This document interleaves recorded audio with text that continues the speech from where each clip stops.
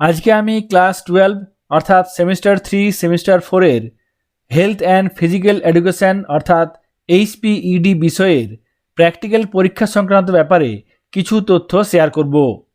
Health and physical education practical পরীক্ষার ক্ষেত্রে কাউন্সিলের তরফ থেকে কোনো প্রশ্নপত্র দেওয়া হয়নি। Health and physical education practical পরীক্ষা বিদ্যালয়ের শিক্ষককেই নিতে হবে। এই বিষয়ের প্র্যাকটিক্যাল পরীক্ষা নেবার ক্ষেত্রে কী কাজ করতে হবে, কোন বিষয়গুলি খেয়াল রাখতে হবে, সেই তথ্যগুলি আপনাদের সাথে শেয়ার করব। এখানে দেখুন ক্লাস 12 সেমিস্টার 3 সেমিস্টার 4 এর হেলথ অ্যান্ড ফিজিক্যাল এডুকেশন বিষয়ের প্র্যাকটিক্যাল সিলেবাস।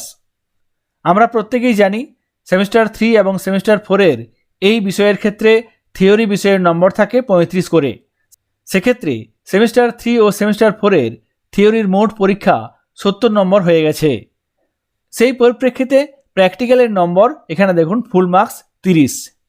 এই বিষয়ের প্র্যাকটিক্যাল পরীক্ষা নেবার ক্ষেত্রে কাউন্সিলের পোর্টাল থেকে স্কোর শিট ডাউনলোড করতে হবে, সেই সঙ্গে অ্যাটেন্ডেন্স শিট এবং কনসোলিডেটেড লিস্ট ডাউনলোড করতে হবে। তার আগে আমরা প্র্যাকটিক্যালের এই সিলেবাসের কিছু তথ্য জেনে নেব। এই বিষয়ের প্র্যাকটিক্যাল পরীক্ষার ক্ষেত্রে গ্রুপ এ এক্ষেত্রে থাকবে 5 নম্বর এবং যে বিষয়গুলি থাকবে সেগুলি হলো কি, এখানে দেখুন ফর্মাল অ্যাক্টিভিটিস, মার্চিং, ব্রতচারী এবং ক্যালিস্থেনিক্স।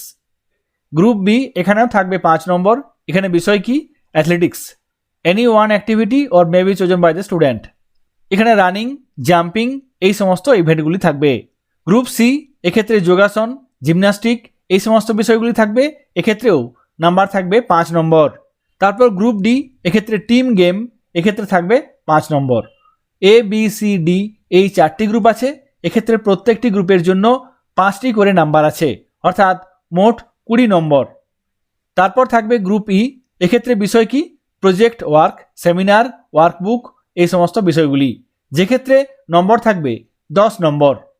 এ বি সি ডি এই 4টি গ্রুপের ক্ষেত্রে 5 করে মোট 20 নম্বর এবং গ্রুপ ই এর ক্ষেত্রে 10 নম্বর, অর্থাৎ মোট 30 নম্বরের এই প্র্যাকটিক্যাল পরীক্ষা।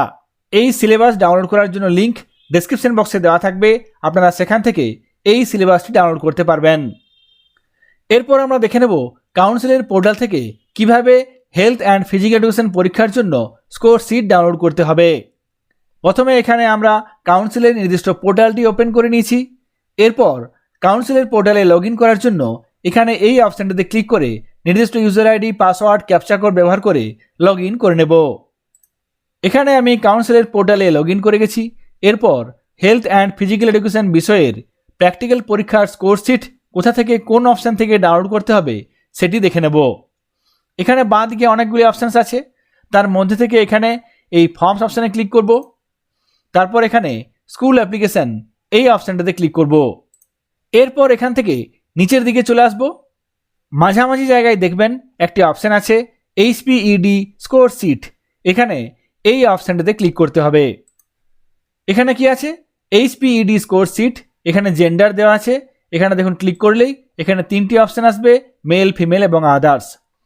এখানে আপনি আপনার বিদ্যালয়ের মেল ক্যান্ডিডেটদের স্কোর শিট ডাউনলোড করার জন্য মেল সিলেক্ট করবেন, ফিমেল ক্যান্ডিডেট হলে সেক্ষেত্রে ফিমেল সিলেক্ট করবেন।